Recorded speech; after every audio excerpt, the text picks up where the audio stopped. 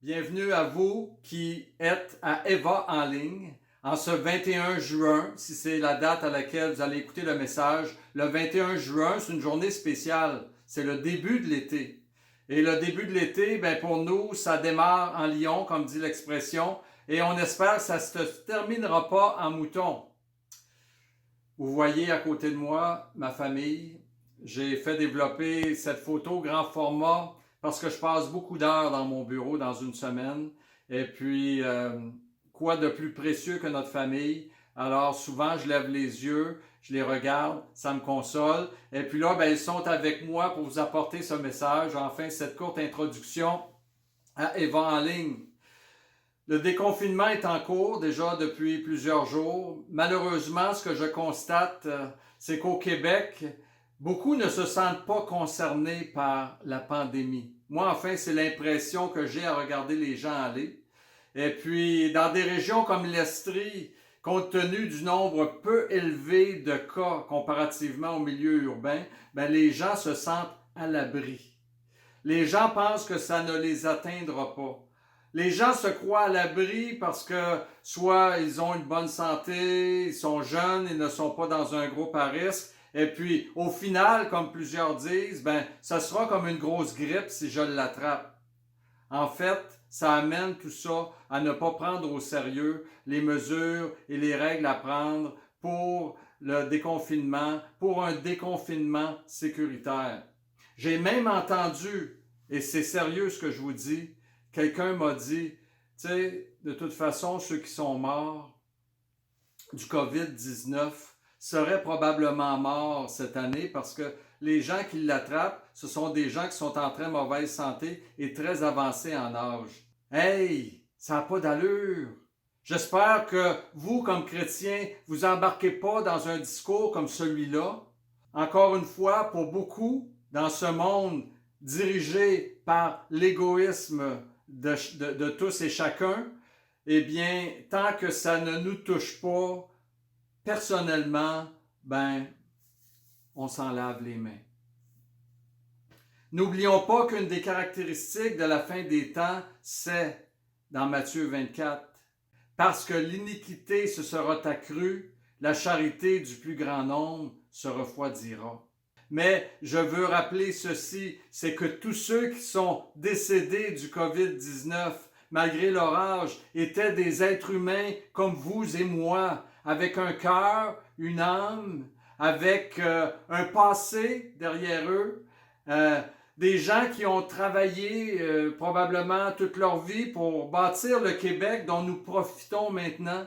Des hommes et des femmes qui ont eu des familles, une femme, un mari, des enfants qu'ils ont chéris, qu'ils ont aimés. Des hommes et des femmes qui ont un lot de souvenirs comme chacun d'entre nous. Et même, je dirais, ce sont des hommes et des femmes que Dieu a aimés. Parce que je veux vous le rappeler à vous, chrétiens, Jésus-Christ n'est pas mort que pour une élite, comme certains prétendent. Jésus est mort pour tous les hommes. Et donc Jésus a aimé tous les hommes et toutes les femmes qui ont paru sur cette terre. Nous, comme chrétiens, encore une fois, faisons attention aux discours qui se tiennent pour ne pas prendre des partis qui vont à l'encontre de ce que l'Évangile nous enseigne. Qu'est-ce que l'Évangile nous enseigne? Un des plus grands enseignements de l'Évangile est la parabole du Samaritain. Et j'aime bien cette parole qui est dite dans cette parabole par Jésus. Mais un Samaritain qui voyageait, étant venu là où un homme était mourant sur le chemin et où tous les autres passaient outre parce qu'ils ne se sentaient pas concernés, il est écrit « Cet homme fut ému de compassion lorsqu'il le vit. » Frères et sœurs, amis de Eva, bienvenue à Eva en ligne.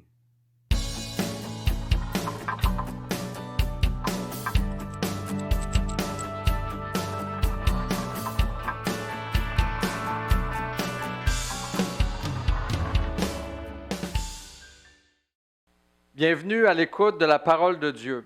Aujourd'hui, nous continuons ensemble l'étude de Colossiens. le message est sous forme d'exposé, c'est-à-dire que nous allons passer au travers la lettre aux Colossiens pour comprendre ce que Paul a à nous enseigner. Maintenant, on a déjà vu ensemble les versets 1 à 18, et dans ce prélude que Paul a fait, il y a un message très important pour faire comprendre aux disciples de ne pas aller voir ailleurs. Colosse était une région du monde favorisée économiquement, mais également un carrefour bouillonnant de religion, de philosophie et naturellement de fins discoureurs. Et ce que Paul veut faire comprendre, donc, dans ces premiers versets, c'est que si tu ne vois pas qui est Jésus-Christ, tu vas te faire avoir dans ce melting pot de doctrines, de fausses doctrines diverses et étrangères qui circulent dans le monde. Ce n'est pas parce que cette lettre était adressée à des hommes et à des femmes qui vivaient il y a 2000 ans qu'il n'y a pas d'intérêt pour nous. Cette lettre, elle est universelle et je compte, par la grâce de Dieu, avec l'aide du Saint-Esprit, contextualiser pour notre vie aujourd'hui ces enseignements que Paul nous a laissés. Donc, on a vu la semaine dernière, au travers les versets 15 à 18, Paul nous a fait le portrait de Jésus-Christ. Et quel portrait! Juste à penser au début du portrait que Paul nous dépeint de Jésus, il va dire qu'il est l'image du Dieu invisible. Maintenant, moi j'ai pour vous les versets 19 à 23. J'aimerais qu'on les lise immédiatement avant de commencer à donner des explications ou avant d'aller plus loin dans le message. Donc, dans Colossiens au chapitre 1, verset 19, il est écrit « Car Dieu a voulu que toute plénitude habitât en lui.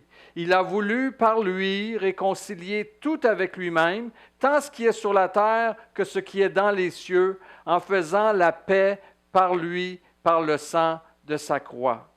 Et vous, qui étiez autrefois étrangers et ennemis par vos pensées et par vos mauvaises œuvres, il vous a maintenant réconciliés par sa mort dans le corps de sa chair, pour vous faire paraître devant lui saints, irrépréhensibles et sans reproche, si du moins vous demeurez fondés et inébranlables dans la foi, sans vous détourner de l'espérance de l'Évangile que vous avez entendu, qui a été prêché à toute créature sous le ciel et dont moi, Paul, j'ai été fait ministre. Au verset 19, « Car Dieu a voulu que toute plénitude habite en lui. » Le « car » fait référence donc au verset 15 à 18 où Paul nous dépeint de façon majestueuse le portrait de Christ. Il nous révèle sa véritable identité. Car Dieu a voulu que toute plénitude habitât en lui. Et le mot plénitude ici est très, très important. Dans la définition qu'on trouve dans les dictionnaires, entre autres, nous avons la qualité d'une chose qui est absolue, entière et complète. Et ici, l'apôtre Paul nous parle qu'en lui, toute la plénitude de la divinité habite ou habitait en Jésus-Christ lorsqu'il est venu sur la terre. C'est vraiment quelque chose d'extraordinaire de comprendre cela. C'est important de le comprendre pour pouvoir bien saisir l'enseignement de Paul aux Colossiens. Et Paul dit ailleurs, et puis là encore une fois, saisissez la théologie de celui que Dieu a envoyé vers nous, parce que Paul a été choisi à dessein pour faire passer les gentils, les païens, les non-juifs, appelez-les comme vous voulez, mais c'est nous, ça, des ténèbres à la lumière de la puissance de Satan à Dieu. Et la théologie de Paul, de celui que Jésus a mandaté et qui a accompli avec fidélité son ministère, bien, c'est de croire que Jésus-Christ était lui-même l'incarnation de Dieu, c'est-à-dire Dieu qui s'est incarné dans un corps de chair. D'ailleurs, il va mentionner dans 2 Corinthiens au chapitre 5, verset 19, un verset qui va très bien, qui se colle très bien à l'étude qu'on fait aujourd'hui. Paul dit ceci, car Dieu était en Christ. C'est clair, non? Dieu était en Jésus-Christ, réconciliant le monde avec lui-même en n'imputant point aux hommes leurs offenses. Et il a mis en nous la parole de réconciliation. En passant, je vais vous dire, moi et Michel, on travaille très fort pour enregistrer des messages qu'on met sur les réseaux sociaux. Puis notre désir profond, c'est oui, d'enseigner le peuple de Dieu. Mais en même temps, c'est aussi de pouvoir toucher des âmes qui ne connaissent pas Dieu. Et j'apprends à gauche et à droite que parce que certains partagent les messages que nous diffusons sur Facebook et maintenant sur YouTube, que des gens qui ne connaissent pas Dieu vont écouter les messages pour voir qu'est-ce qu'on a à dire sur les enseignements qu'on apporte. Et ça, c'est important. Puis je vous demande, chers amis, vous qui êtes sauvés, qui appartenez à Christ, qui écoutez ce message, partagez sur les réseaux sociaux et vous participerez ainsi avec nous à la grande commission de Jésus-Christ, Matthieu 28, c'est-à-dire « Allez, faites de toutes les nations des disciples, baptisez-les et enseignez-leur à observer tout ce que Jésus a prescrit. » Frères et sœurs, cette mission, elle est encore d'actualité et nous avons accès à des moyens technologiques nouveaux aujourd'hui. Et la pandémie nous rappelle qu'on peut et on doit utiliser ces réseaux sociaux pour contacter les gens afin de leur annoncer la parole de Dieu. Donc, partagez afin que toujours un plus grand nombre puisse entendre la parole de Dieu, puis qui sait, lorsque la parole de Dieu va tomber dans un bon cœur, dans une bonne terre, vous savez ce qui va arriver? Eh bien, on va voir germer un homme, une femme qui va se convertir à Jésus-Christ et qui va passer aussi, comme nous, des ténèbres à la lumière et qui va pouvoir se glorifier un jour de vivre avec Jésus-Christ comme co-héritier dans le ciel. Wow! Alors, travaillons ensemble. Je continue mon message sur la lettre aux Colossiens. Donc, le problème avec le monde actuel, c'est qu'il ne voit pas qui est Christ. Les hommes voient en Jésus-Christ un homme comme les autres. Et c'est à partir de là qu'une incompréhension, les gens ont une incompréhension. Ils ne comprennent pas pourquoi on est tellement excités au nom de Jésus-Christ. C'est parce que nous, comme chrétiens, on a compris qui Jésus est. Il est plus qu'un homme. Si Jésus est un homme et qu'il est juste un simple homme, ben il en vaut un autre. Mahomet, Bouddha, peu importe, nommez-moi qui vous voulez. Bien, Jésus-Christ ou un autre, ben c'est des hommes de toute façon. Mais c'est ça qui est extraordinaire avec la lettre aux Colossiens, c'est qu'il nous est révélé que Jésus-Christ est plus qu'un homme, il est l'incarnation de Dieu. Il est Dieu qui est venu au milieu de nous. C'est pour ça que c'est excitant, c'est pour ça que c'est pressant, c'est pour ça qu'on veut obéir et marcher à la suite de Jésus-Christ. Et vous, d'ailleurs, si pour toi Jésus-Christ n'est qu'un homme, eh bien, tu t'éloignes de la porte qui mène à Dieu parce qu'il a plu à Dieu, comme je l'ai déjà mentionné, comme c'est écrit dans la Bible, que nous le cherchâmes en tâtonnant. Alors, si tu crois que Jésus-Christ n'est qu'un homme comme les autres, eh bien, tu t'éloignes de la sortie. C'est-à-dire, tu t'éloignes de la porte qui mène au royaume des cieux et à la vie éternelle. Dieu a un plan pour ta vie. Et ce plan passe par Jésus-Christ, Fils de Dieu, incarnation de Dieu. Donc, l'apôtre Paul, c'est vraiment intéressant ce qu'il nous dit dans les 5 versets qu'on a lus. Parce qu'au verset 20, par exemple, il dit « Il a voulu réconcilier », ça c'est Dieu. Il a voulu que toute plénitude habite en Jésus-Christ. Il a voulu par lui, par Jésus-Christ, réconcilier tout avec lui-même, tant ce qui est sur la terre que ce qui est dans les cieux, en faisant la paix par lui, par le sang de sa croix. Là, la parole de Dieu veut nous dire 2 choses. Premièrement, tu es mort dans tes péché. L'apôtre Paul, au verset 21, on l'a dit, « Et vous, qui étiez autrefois étrangers et ennemis par vos pensées et par vos mauvaises œuvres, il vous a maintenant réconciliés. » Ça, c'était ce qu'on était autrefois avant de connaître Jésus-Christ.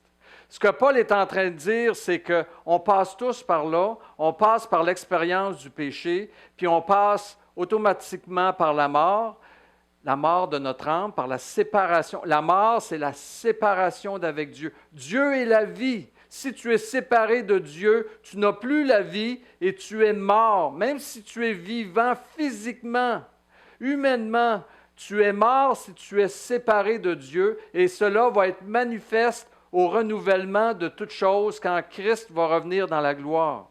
Maintenant donc, ce que Paul nous dit au travers Colossiens ici, c'est que tu es mort par tes péchés. Tes péchés font de toi un être coupable et en conséquence, lors du jugement qui va venir, c'est sûr, s'il y a une chose qui est certaine, c'est que tout genou va fléchir devant Christ et que tout le monde va comparaître devant soit le tribunal de Christ ou le grand trône majestueux où Christ va juger les vivants et les morts. C'est une certitude, cela va arriver. Et donc, tu vas devoir payer pour tes fautes. Si tu n'as pas Jésus-Christ, tu vas avoir à répondre toi-même de tes fautes et de tes péchés, de ta désobéissance à Dieu, de ta transgression de la loi. La parole de Dieu a déjà annoncé que le salaire du péché, c'est la mort. Donc, certains vont dire, mais c'est donc bien dur l'Évangile que tu annonces. Il est donc bien dur ton Dieu, le Dieu en quel tu crois. Mais c'est le Dieu qui nous a parlé par Jésus-Christ. Et c'est une chose certaine. Cependant, Dieu est juste. Et c'est sûr que ceux qui auront marché en ennemis de la croix, qui vont s'être opposés à l'Évangile, vont certainement être punis de plus de coups que ceux qui ont tout simplement péché en essayant de se laver les mains puis en essayant de ne pas se mêler de l'Évangile. Bref, c'est Dieu qui va juger les hommes puis qui va juger la culpabilité de chacun. Ce n'est pas moi et ce n'est pas vous non plus. Mais il faut faire confiance à Dieu et il faut faire confiance dans la parole de Dieu. Tout ce que la parole de Dieu a accompli, comme Jésus l'a dit, il n'y a pas un iota qui va tomber, que tout ne soit accompli. La deuxième chose que Paul veut nous dire ici dans le texte de Colossiens, au verset 20 à 21 toujours, c'est que Dieu ne veut pas nous condamner. Dieu veut nous sauver et c'est pourquoi il envoie son Fils unique mourir sur la croix pour nous. Il est en train de dire, en envoyant son Fils mourir sur la croix, « Je veux la paix avec vous. Je ne veux pas vous condamner. Je ne veux pas vous dire, éloignez-vous de moi. Ouvrier d'iniquité, je ne vous connais pas. » Au contraire, Dieu veut se réconcilier avec nous. Et en passant, ce n'est pas Dieu qui nous a offensés, c'est nous qui avons offensé Dieu. Et pourtant, c'est Dieu qui vient vers nous dans le but de se réconcilier avec nous. La seule chose qui nous est demandée, c'est de croire en lui. Paul dit deux choses par la suite. On l'a lu au verset 22 et 23. Par sa mort, dans le corps de sa chair, il nous a réconciliés pour nous faire paraître devant lui, écoutez bien, saints, irrépréhensibles et sans reproche. Paul est en train de nous dire que le sacrifice de Christ est suffisant, est complet, est parfait pour nous rendre, encore une fois, écoutez bien, c'est-tu extraordinaire? C'est ça qu'on appelle la bonne nouvelle, c'est à ça qu'on est invité à croire. Il va nous faire paraître devant lui saints, irrépréhensibles et sans reproche. Oui, mais mes péchés, où vont-ils être? J'ai péché sur cette terre. J'ai péché avant de connaître Christ. J'ai péché après avoir connu Christ. Faisons confiance à Jésus et au plan de Dieu. Il nous a dit qu'il va nous faire paraître devant lui. Encore une fois, je le dis pour une troisième fois, parce que c'est une partie importante du message qui doit être gravée dans nos cœurs, quoi que ce soit qui arrive dans la suite des temps. Dieu va nous faire paraître par Jésus-Christ, saint, irrépréhensible et sans reproche. Peut-on dire « Merci Seigneur pour ce don merveilleux ». Et ensuite, à partir du moment où tu crois, c'est ce que Paul nous dit au verset 22 et 23, il nous dit « Si du moins vous demeurez fondés et inébranlables dans la foi ». Et là, ce n'est pas moi qui le dis, je ne suis pas en train de partir une doctrine ou de mettre, de serrer la vis du christianisme pour que ça soit encore plus étroit. C'est l'apôtre Paul qui dit ceci. Si, du moins, vous demeurez fondés et inébranlables dans la foi. Fondés en Jésus-Christ, c'est-à-dire là, bien enracinés en lui, et c'est ce qu'on est appelé à faire. Quand on dit « Je crois en toi, Seigneur Jésus », ce n'est pas pour une journée, ce n'est pas pour 10 jours, ce n'est pas pour une année, c'est pour la vie, c'est pour jusqu'au jour où ton dernier souffle va venir. Rester fondé en Jésus-Christ et maintenant et également être inébranlable dans la foi. Et encore une fois, excusez-moi le jeu de mots, ne mêlez pas les foi. Je m'explique. Quand Jésus a dit « Si tu avais la foi grand comme un grain de sénévé », et là, souvent, on dit « Ouais, mais j'ai la foi en Jésus-Christ.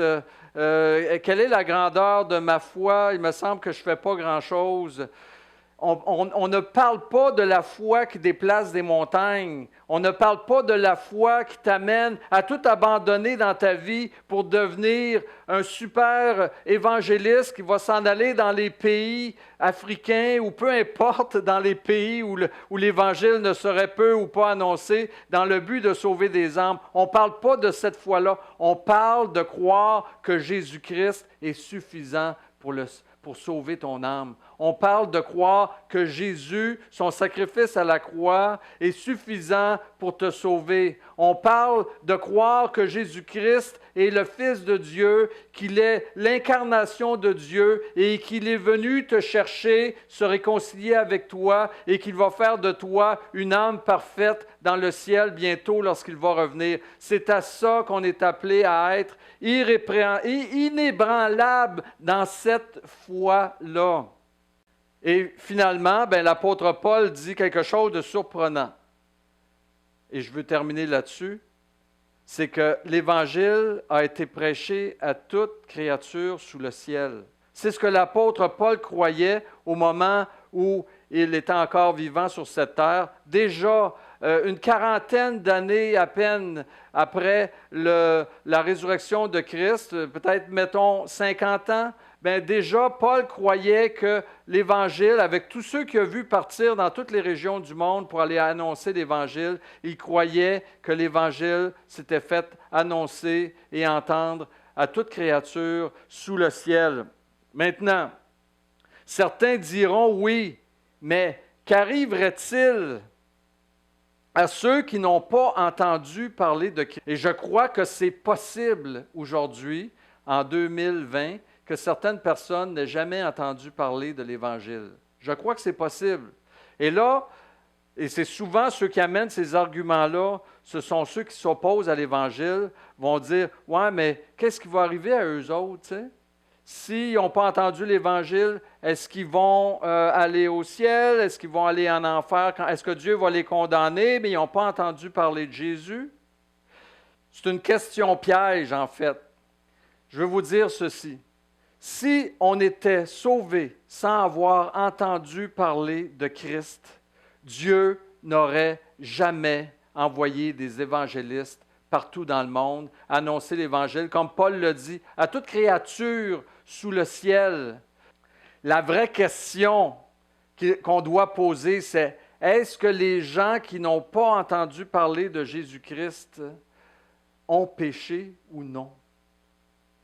La parole de Dieu nous dit que tous ont péché. Malheureusement, dans notre chair, la chair a cette tendance vers le péché. Et s'ils ont péché, alors ils ont besoin de Christ pour être sauvés. Et puis c'est la raison pour laquelle il est écrit dans 2 Thessaloniciens au chapitre 1, verset 8, que Christ va revenir au milieu d'une flamme de feu pour punir ceux qui ne le connaissent pas et ceux qui n'obéissent pas à son évangile. En fait, lorsque on entend parler de Jésus, lorsqu'on entend parler de la façon dont Dieu s'est manifesté aux hommes et de la façon dont Dieu veut sauver l'humanité par Jésus-Christ, on devient juste plus coupable de résister et de ne pas vouloir aller à Jésus-Christ. La lettre aux Colossiens, donc, après 3 messages, quand même 3 courts messages, la lettre aux Colossiens, n'est-ce pas, elle est idéale pour mettre notre foi sur les bonnes rails. Celle de la vérité, celle du salut, celle de la perfection, celle de la gloire et de la présence éternelle de Dieu, avec qui nous allons habiter dans un royaume qui n'est pas construit de main d'homme, mais qui a été construit par Dieu lui-même, qu'on appelle dans la parole de Dieu la Nouvelle Jérusalem. Frères et sœurs, amis qui écoutez ce message, je vous invite à rester attachés à Jésus-Christ, rester fondés en lui et inébranlables dans la foi.